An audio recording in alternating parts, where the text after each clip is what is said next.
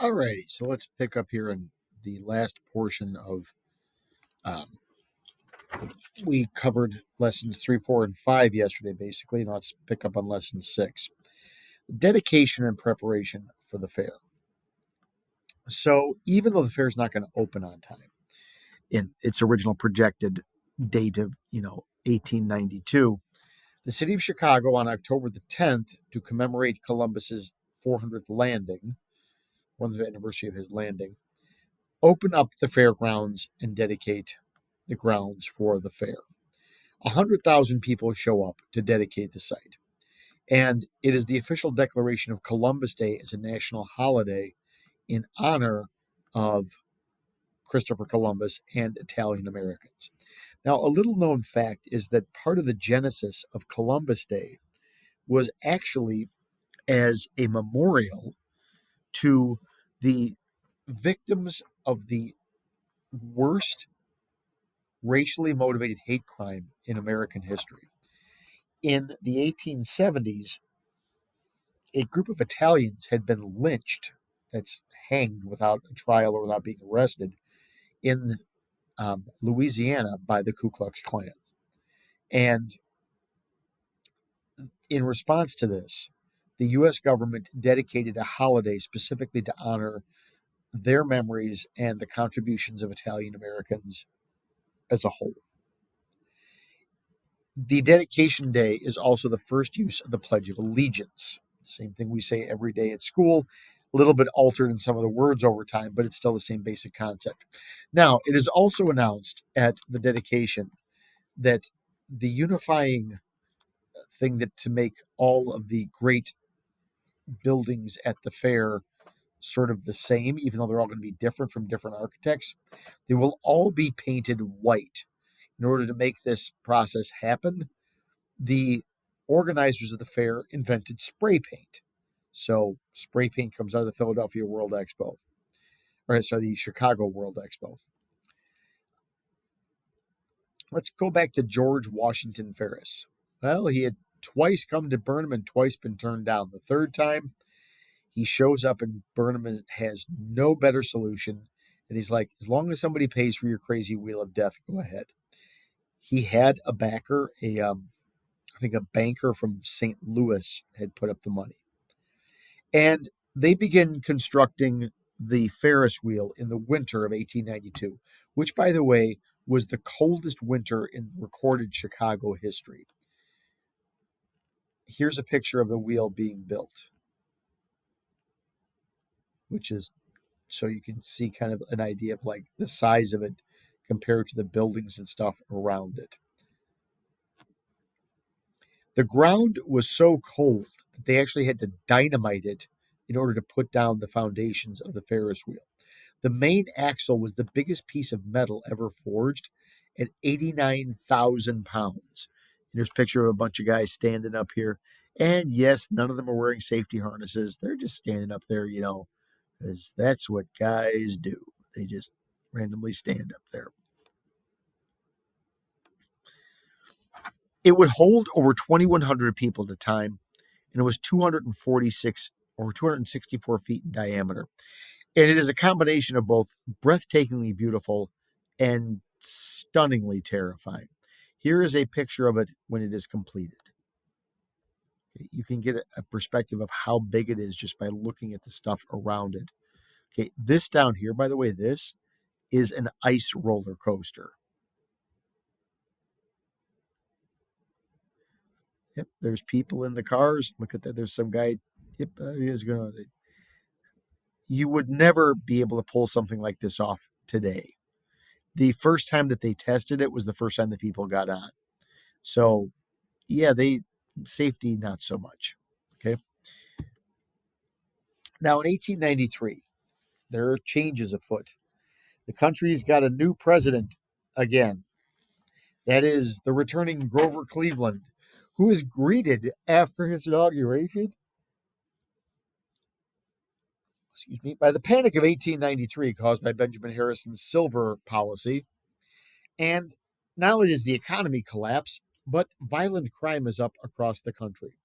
And Chicago, which already had the highest murder rate, sees its murder rate go up even further. Because the fair has to get done, the organizers begin pushing workers. They're going 24 hours a day, 7 days a week. They're ignoring safety procedures. People are getting injured and dying. There's a lot of tension with labor unions, but somehow or another, everybody is actually able to get through and work through this.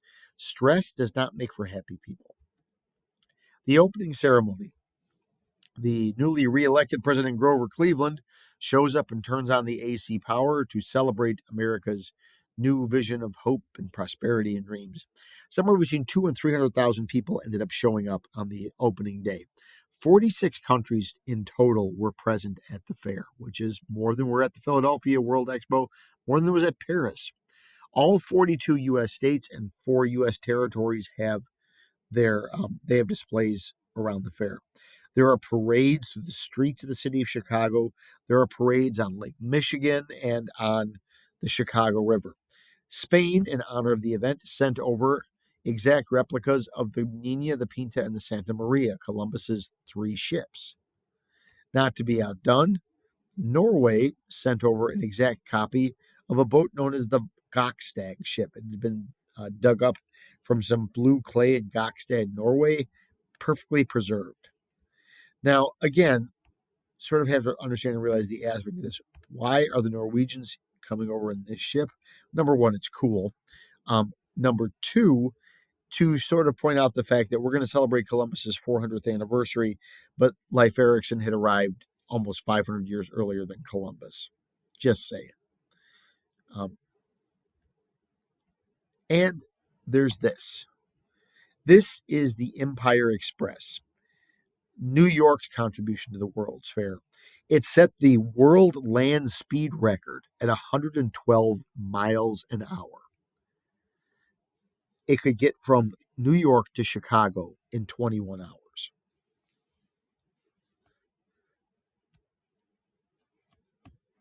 Now, as I mentioned, day one, you got 300,000 people. Day two, that number drops to like 10,000. People just really weren't that interested because they still didn't really know what to expect. When word got out about what it really was, things picked up. So here again is just a quick reminder. This was Jackson Park before the fair. There's that mom and the little boy again. And in the background, you can see here, look at that. There's some, the pavilion over there, and there's some other stuff and some guys over here doing some things and some random whatever those are. So that's what Jackson Park started out as. This is what completely is finished. This is the fair itself. This is that area that I just showed you before. It is stunningly beautiful in the transformation. And as you came in, you entered what's called the Court of Honor. Here's a statue in honor of the Republic. Down here is a statue honoring Columbus's landing in North America. And on the background, by the way, the building in the back here, this is the U.S. government building right here. So you have the Manufacturing and Liberal Arts building. It's this big hunkin' thing here that just keeps going and going and going and going. The largest building in the history of the world up till that point, 1.4 million square feet. The Women's Pavilion, not only was it for women and staffed by women, it was designed by a female architect. And unlike the Philadelphia World Expo, it did focus on the issue of the day, which was women's voting. Now, notice you'll see here like these little gondolas and stuff.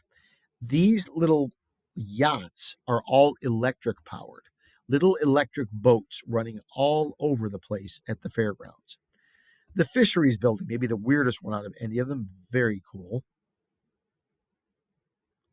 You had all sorts of fish and aquariums from all over the country, from the lakes, the rivers, and from the ocean. The Palace of Fine Arts. Some of you may recognize this. This is the Museum of Science and Industry in Chicago. The Empire Express, which we had talked a little bit about before, is actually the train that's located inside the Museum of Science and Industry. And then there is the Hall of Electricity. Also kind of cool and groundbreaking and kind of bizarrely weird, but nevertheless, the Hall of Electricity. The Midway. Saul Bloom set the Midway up so that as you go along the streets in the Midway, you walk under a viaduct or an arch, and you enter to a different country. So this picture here is Morocco. You walk under it, you're going to go into Turkey. This is the inspiration, by the way, as a couple of you pointed out, for Epcot in Disney World. One of the people at the fair was Walt Disney's dad, who told young Walt about his experience. And Disney, when he grew up, specifically made his amusement parks to be based on the Chicago World Expo. They actually had a Harvard anthropologist provide oversight for all the displays so that they would be correct culturally and ethnically. There was a completely rebuilt Mayan temple here. By the way, this group here, these are the archaeologists who discovered it in Central America. They took measurements and they rebuilt it at the Chicago Fair.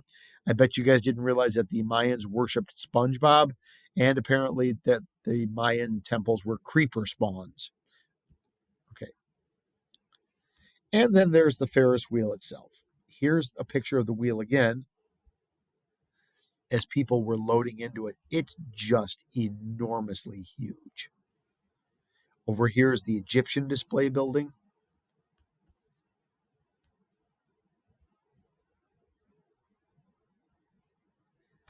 And this is a little video for you just to end up with here. This is the only known video footage of the Ferris wheel in action. This was after the fair was over when the Ferris wheel was an amusement ride for people in the city of Chicago.